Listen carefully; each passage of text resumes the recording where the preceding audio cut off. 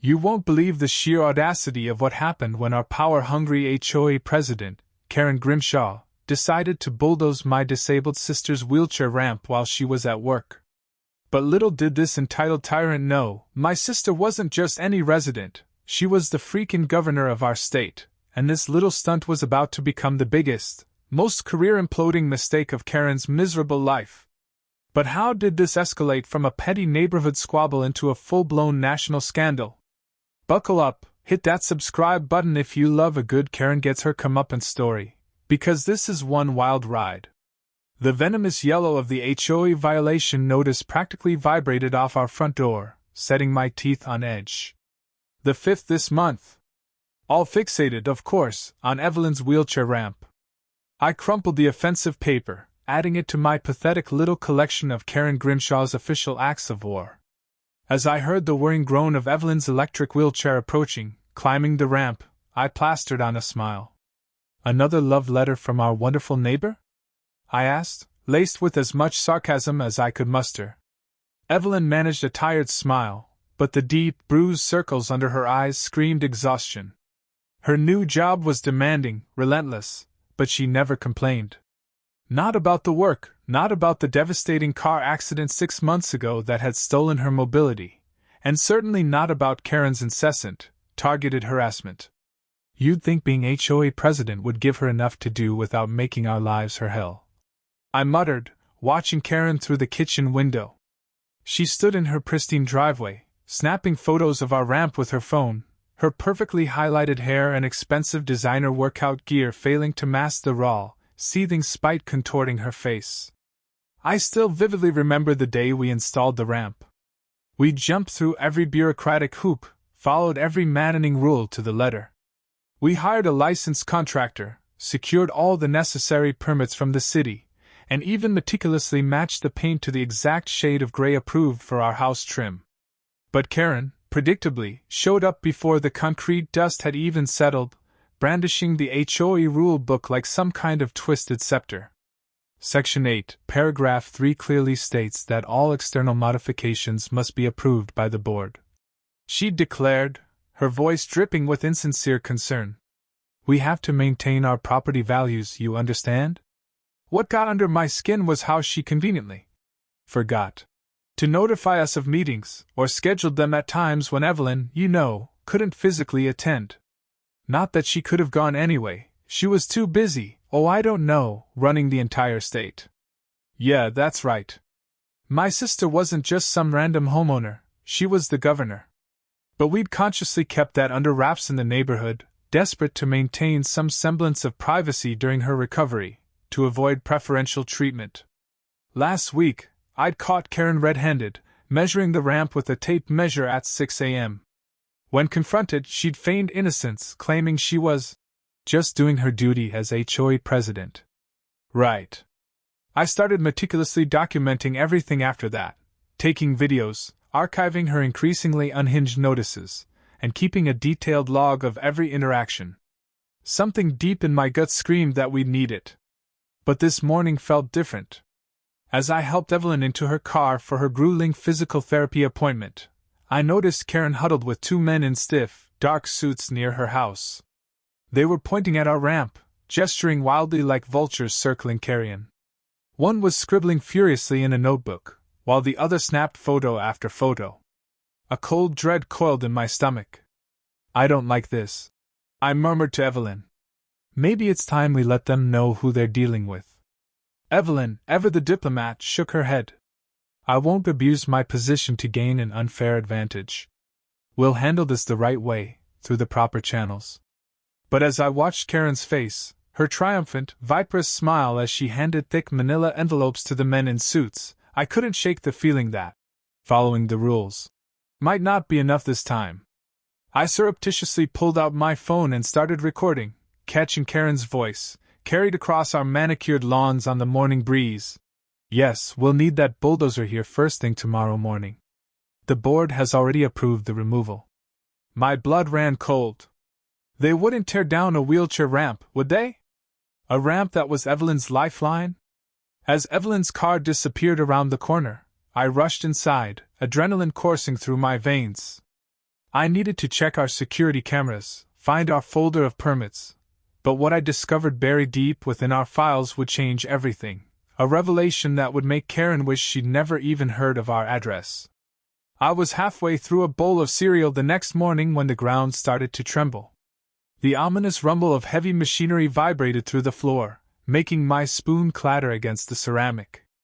I bolted to the window, my heart hammering against my ribs, and saw a scene that made my blood run cold.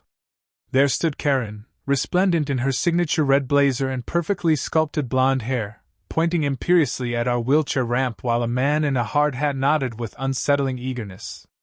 I grabbed my phone, adrenaline flooding my system, and started recording. The morning sun was barely cresting the horizon, casting long, menacing shadows, and most of our neighbors were still blissfully asleep, unaware of the impending war. A monstrous, bright yellow bulldozer sat poised in our driveway, its metal blade gleaming with malevolent intent. 2 workers in orange vests were measuring the ramp with bright yellow tape measures, their movements precise, almost surgical, while Karen clutched a stack of papers to her chest like they were the freaking Declaration of Independence. "What do you think you're doing?" I yelled, my voice trembling despite my best efforts. Karen's face lit up with that saccharine, utterly fake smile she reserved for HOA meetings. "Oh good, you're home," she chirped, sashaying towards me in her designer heels, which sank slightly into our meticulously manicured lawn. "I have here an emergency order from the HOA board. This structure is in direct violation of Community Guidelines, Section 4.23. She waved the paper in my face, then snatched it back before I could grab it, her eyes gleaming with malicious glee. I forced myself to take a deep breath, channeling Evelyn's calm, collected demeanor from her campaign speeches. "Karen, we submitted all the proper paperwork. We have approval from the city." "The city isn't the HOA, dear." She cut me off, her smile never wavering. "And as president of the board, I must maintain our community standards. This ramp is an eyesore, a blight that's bringing down property values. Just look at how it clashes with the neighborhood aesthetic." The bulldozer revved its engine, a guttural roar that sent a shiver of pure dread down my spine. I scrambled for my phone, pulling up the property maps and permits that Evelyn had drilled into me, desperate to find something, anything, to stop this madness. "This is illegal. You can't just demolish someone's property without proper notice or a court order." But Karen just laughed, a high-pitched, grating sound that made my skin crawl. "Notice was given 3 weeks ago via certified mail. We have the receipt right here." She produced another paper, brandishing it like a trophy, showing a signature I'd never seen before. My mind raced. I frantically tried calling Evelyn's number, but it went straight to voicemail. Of course. She was trapped in that closed-door budget meeting today. I tried her assistant, her security team, anyone I could think of, but no one was answering. I was on my own. The construction workers started placing orange cones around our driveway, their movements oddly hesitant. One of them looked uncertain, checking his paperwork multiple times, then whispering to his colleague, pointing at something that didn't seem right.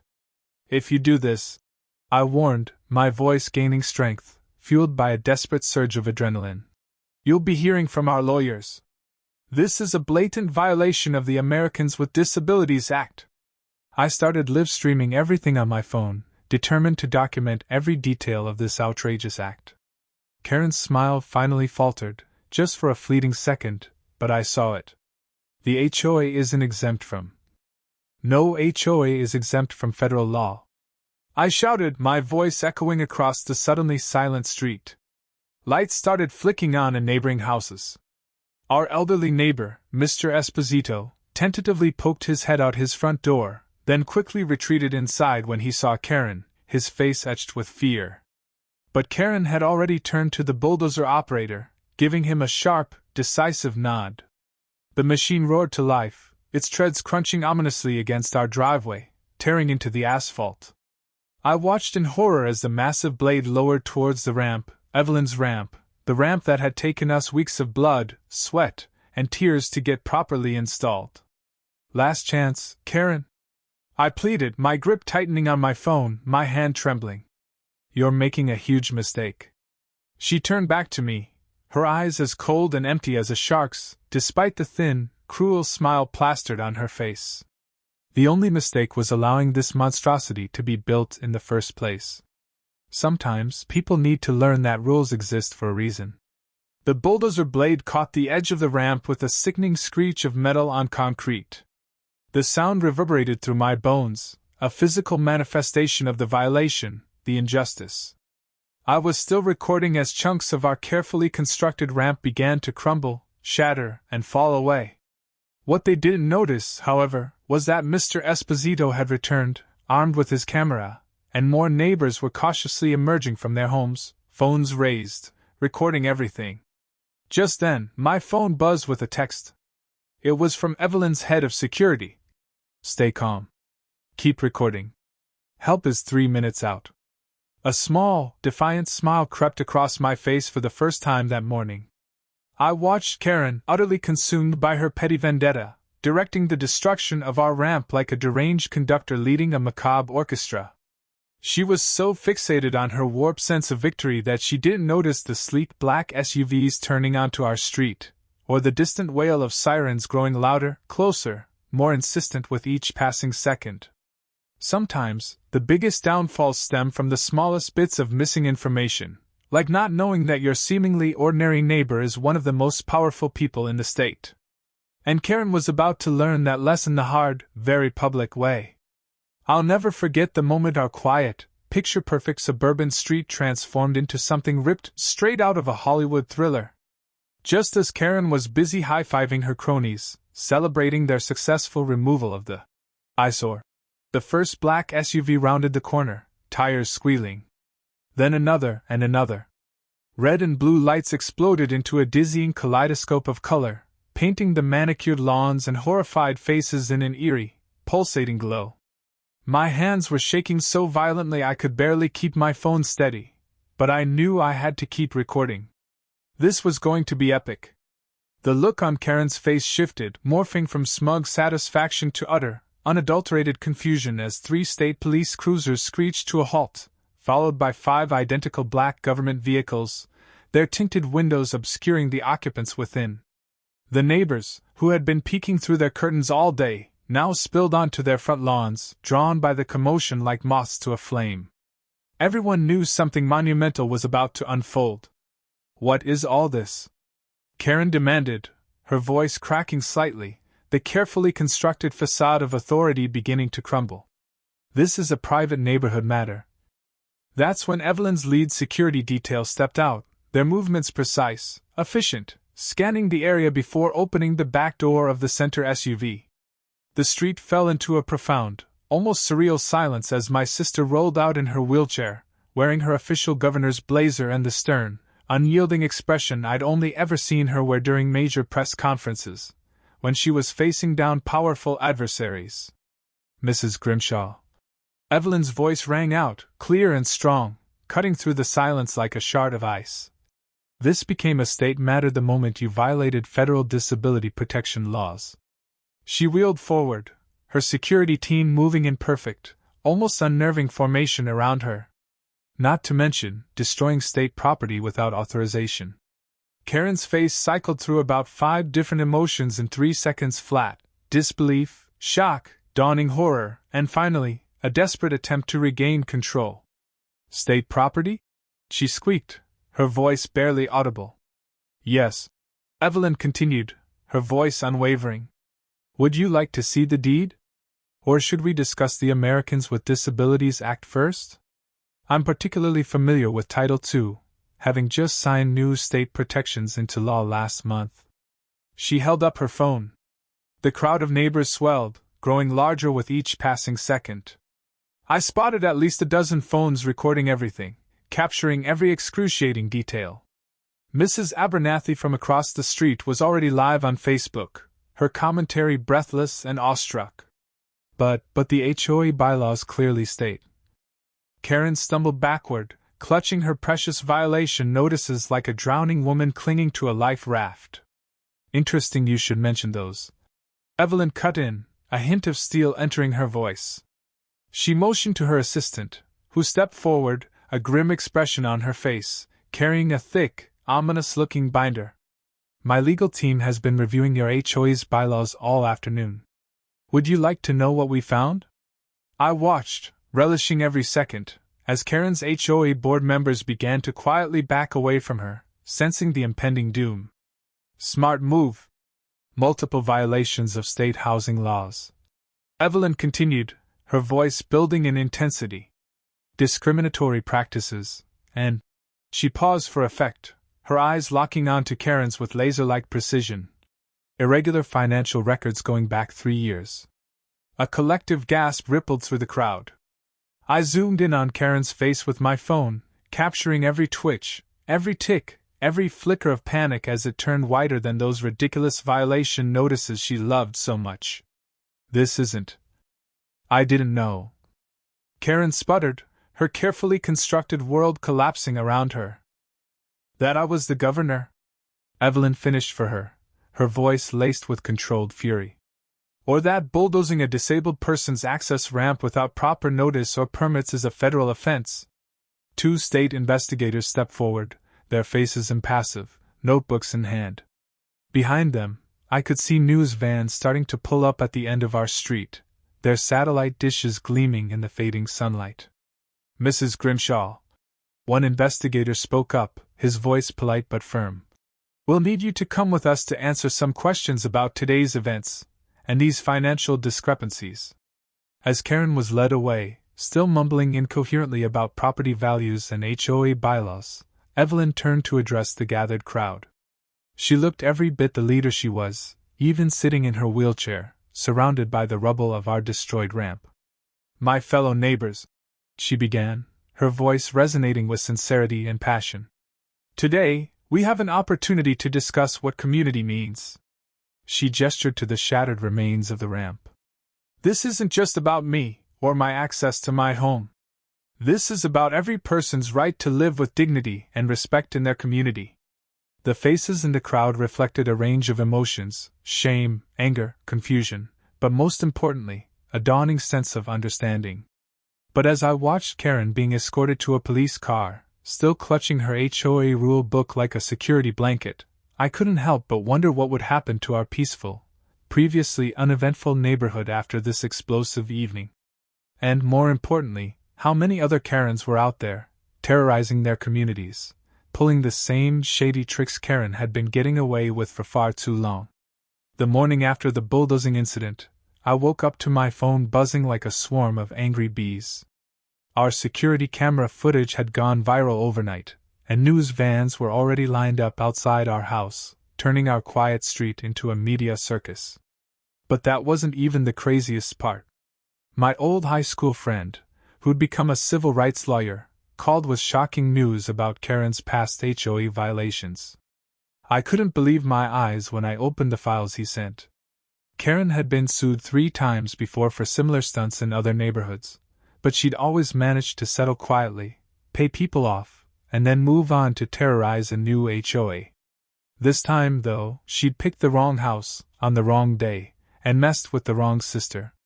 Evelyn, being the amazing governor she is, didn't just get mad, she got organized. She called an emergency press conference right on our front lawn, with the destroyed ramp pieces still scattered behind her, a stark reminder of the injustice that had been inflicted. The reporters went wild when she pulled out a stack of documents, meticulously compiled by her legal team, showing how Karen had broken not just federal disability laws, but also violated 17 different state housing regulations. But here's where it gets really interesting. Our elderly neighbors started coming forward, one by one, emboldened by Evelyn's actions and the outpouring of support. Mrs. Chen from across the street revealed how Karen had forced her to remove her beloved medical garden, claiming it violated the aesthetics of the neighborhood. Mr. Esposito showed documentation of how she'd fined him for having a wheelchair lift installed for his veteran father, calling it an eyesore that lowered property values. Even the quiet Baker family spoke up about being threatened with fines for their autistic son's sensory-friendly playground equipment, which Karen deemed unacceptable for the community.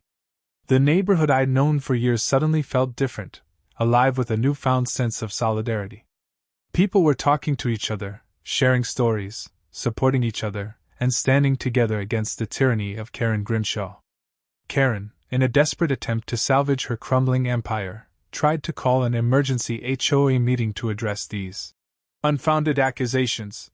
But nobody showed up except her 2 loyal followers from the board, who looked ashen-faced and utterly defeated. Meanwhile, Evelyn had invited disability rights advocates to our house, and half the neighborhood came to learn about accessible housing rights, their eyes open to the systemic discrimination that people with disabilities face every single day. Just when we thought things couldn't get any more intense, someone leaked Karen's HOA financial records to the local news. Turns out, she'd been using the fines she collected from residents to pay for her lavish home renovations, claiming they were board-approved community improvements. The HOA's lawyer quit on the spot, and 3 board members resigned through angry emails that somehow, mysteriously, found their way to the local news. But Karen, ever the delusional narcissist, still wouldn't back down. She showed up at our house the next morning, armed with a cease and desist letter, demanding we stop spreading lies about her and her impeccable leadership. What she didn't expect was to walk right into a meeting between Evelyn and the State Housing Commissioner, who was very, very interested in reviewing every HOA decision Karen had made in the last 5 years. The look on Karen's face when she realized her reign of terror was crumbling around her, that the house of cards she'd so meticulously built was about to be blown away by the winds of justice, was almost worth all the drama. Almost. But the best part was watching our neighbors put up accessible housing matters signs in their yards, one by one, until Karen's house stood alone, a desolate island of intolerance, without a single sign in sight. The news helicopters circling overhead captured it all, and by sunset, our story had made national headlines. As I watched more neighbors gather on our lawn that evening, sharing stories, laughter, and hope, and planning a new, inclusive HOA, I couldn't help but wonder how one wheelchair ramp had sparked such a massive, transformative change. But the night wasn't over yet. Evelyn had just received some interesting documents about the bulldozing company's connection to Karen's private contracting business, and it looked like things were about to get a whole lot messier for our former HOA president. The next morning, I woke up to hundreds of messages from neighbors, sharing their own HOA horror stories, tales of petty tyrants and draconian rules. My phone kept buzzing with requests from news reporters, eager to interview me about what had happened. But what caught my attention was an email from Mr. Esposito, our elderly neighbor who Karen had fined last month for having a garden gnome. Yes, a garden gnome. He had proof of Karen breaking other laws, information that could put her behind bars. I printed out every HOA rule and spent the whole day highlighting the parts Karen had conveniently ignored, the clauses she twisted to suit her agenda. Evelyn's legal team discovered that Karen had never even filed the right paperwork to become HOA president. She'd simply taken over when the old president moved away, and nobody had dared to question her authority. The more we dug, the more dirt we found, uncovering a tangled web of corruption and abuse of power. Then, something truly amazing happened. Our story reached Tommy Chin, a famous YouTube lawyer who makes videos about unfair housing rules and tenant rights. He flew in to meet with Evelyn and offered to help us sue Karen and the HOA for free, pro bono. His video about our case went viral, racking up millions of views in just one day, galvanizing support from all corners of the country. Karen, desperate to salvage her reputation, tried to call yet another emergency HOA meeting. But this time, the atmosphere was completely different. Instead of her usual empty room with 2 sleepy neighbors, the community center was packed to the rafters. People who'd never spoken up before, who lived in fear of Karen's retribution, finally found their voices and shared their stories of bullying, harassment, and intimidation. Mr. Abernathy showed pictures of his daughter's beautiful treehouse that Karen had forced him to tear down because it obstructed the view from her kitchen window. The Wilson family tearfully recounted how Karen had threatened to fine them for their Christmas lights, which she deemed too bright and tacky. Finally, Evelyn rolled up to the microphone, her presence commanding the room. She didn't just talk about the ramp, about the injustice she'd suffered. She revealed her big plan, a plan she'd been secretly working on for months, a plan to protect homeowners from HOA abuse across the entire state. She announced that she was introducing a new law, a landmark piece of legislation that would finally give homeowners a voice and protect them from the tyranny of HOAs. The room erupted in cheers, the pent-up frustration and anger finally finding release. She declared it would be called the Right to Home Happiness Act. But the most satisfying moment of all came when our security camera footage proved that Karen had lied on official documents about getting permission to bulldoze the ramp. That's when her lawyer dropped her case, realizing that she was completely indefensible. 2 days later, we watched Karen pack up her prized rose bushes, the ones she'd forced everyone else to copy, and move away, her head hung in shame. The new HOA board is amazing. They turned the old violations office into a community help center. Now, instead of sending fines, they send welcome baskets to new neighbors, filled with local treats and helpful information. They even started a program to help elderly residents with home repairs and yard work, fostering a sense of community and support. Evelyn's ramp got rebuilt, but better than before. Local artists painted it with beautiful, vibrant flowers, turning it into a work of art, a symbol of hope and resilience. It even has cool lights that make it glow softly at night, illuminating our street with a warm, welcoming light. Kids from the neighborhood think it's the prettiest thing on our street, a far cry from the eyesore Karen had so vehemently despised. Last week, Evelyn held a barbecue for the whole neighborhood in our backyard, a celebration of community and a testament to the power of standing up against injustice. Watching everyone laugh, share food, and connect in a way they never had before, in the very spot where Karen once stood, yelling about grass height regulations, made me realize something profound. Sometimes, the worst moments lead to the best changes.